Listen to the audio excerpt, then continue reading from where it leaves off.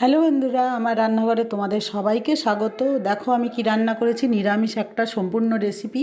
জানতে হলে দেখতে থাকো, ভালো লাগলে পাশে থেকো।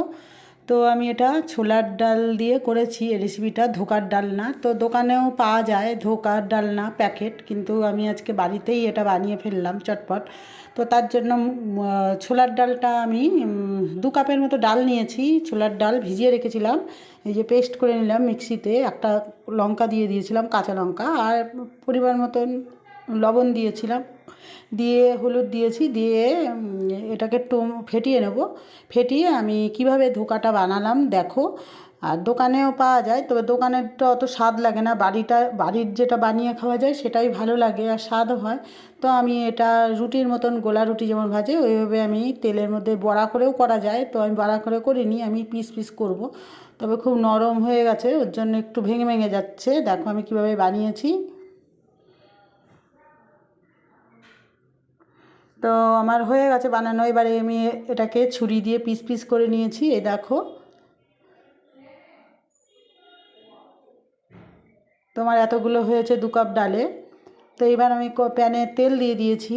তেল গরম হয়ে গেলে এর মধ্যে আলু দেবো। আলু দিয়ে আমি লাল লাল করে আলুগুলো ভেজে নেব। এবার কি কি মশলা দিই চলো দেখো।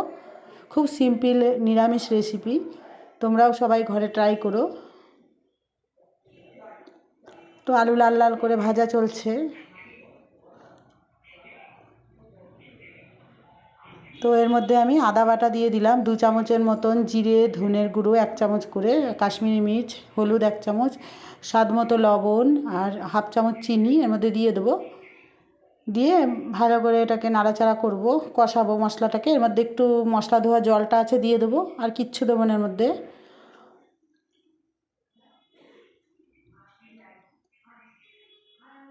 তো এবার আমি একটু ঢাকা দিয়ে দেবো।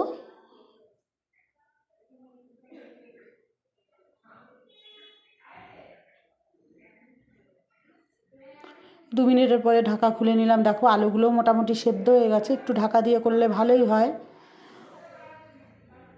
তো এবার আলুগুলো সেদ্ধ হয়ে গেছে, আমি দেখো এবার আমি এর মধ্যে জল দিয়ে দেবো। জলটা পরিমাণ মতো দেবো, আমি ওই 1.5 কাপের মতো জল দিয়েছি।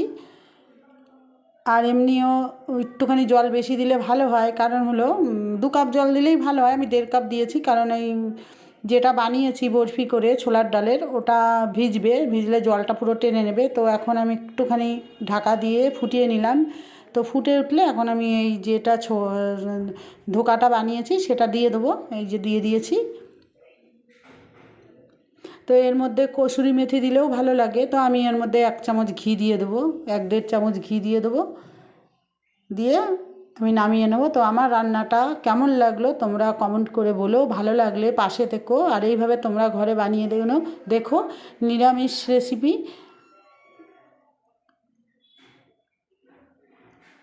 তো আমি এবার নামিয়ে নেব, হয়ে গেছে আমার রান্না।